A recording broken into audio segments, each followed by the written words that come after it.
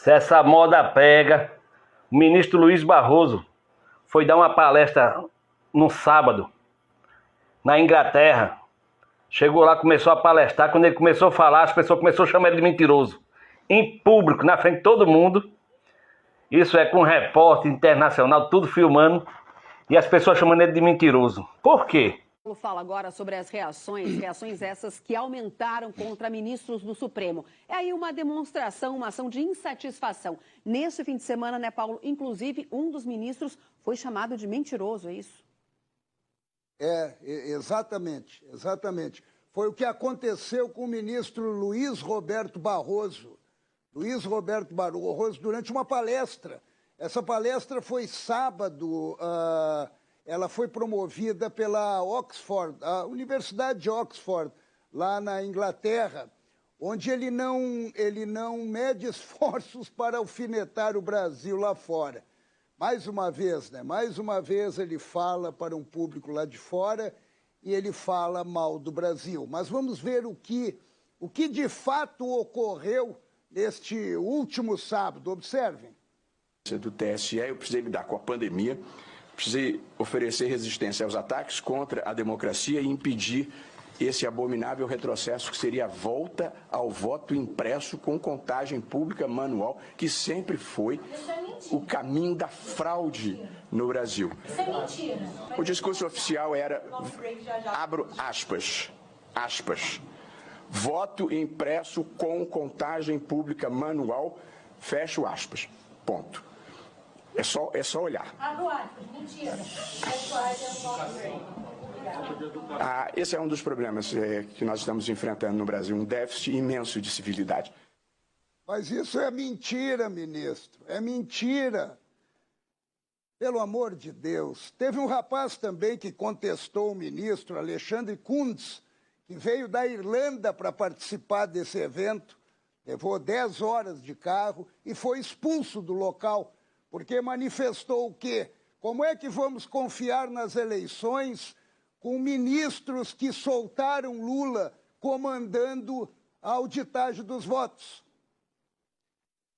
Quando iríamos imaginar que um ministro da Suprema Corte seria contestado em público durante uma palestra, sendo chamado, como acabamos de ouvir, de mentiroso? Isso revela, na verdade, o descrédito e a indignação de uma população que presencia a cada dia atrocidades contra a Constituição e ativismo político. Ocorre que o togado imperial manipulou as palavras, provocando, é natural, a reação de uma assistente e de um rapaz também que estava lá. Eles não mediram esforços para retomar a verdade. Até porque o ministro distorceu os fatos ao afirmar que seria a volta do voto impresso com contagem manual, dando a entender que a urna eletrônica seria abolida. Na verdade, o que estava e está sendo proposto é uma espécie de garantia paralela à urna eletrônica que sairia de cena como aconteceu no Paraguai, aqui do lado. A urna não vai sair de cena, a urna eletrônica está lá. É o que acontece no Paraguai a fim de dar maior segurança e credibilidade ao voto. Esse é o fato real, onde a maquiagem do ministro transformou o que ele disse numa fake news. Fake news que eles dizem combater em nome da democracia. Como gosto de dizer que há um atentado contra a democracia. Por isso a reação de que era mentira. Mas para o ministro, e ele expressou isso na palestra, todo esse movimento pela transparência do voto foi um ataque à democracia. Será que o voto impresso no Paraguai, junto à urna eletrônica, destruiu a democracia daquele país? Não se tem notícia sobre isso, mas se tem notícia sobre a credibilidade do voto.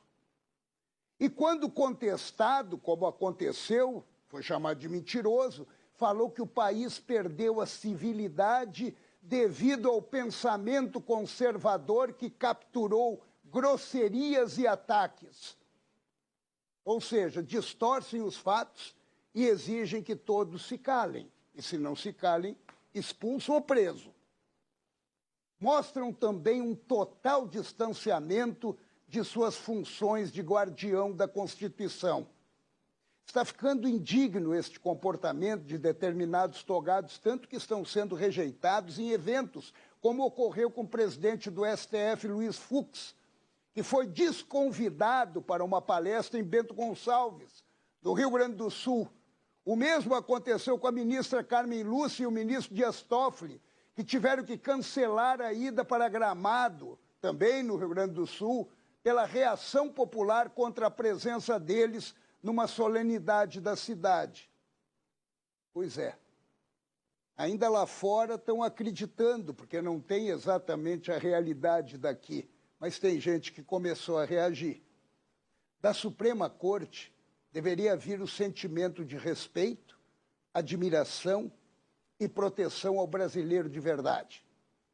Mas o que certos togados imperiais estão provocando é o sentimento de repulsa, revolta e insegurança, além da certeza de onde vêm os reais ataques à democracia. Quai, seu app de vídeos curtos.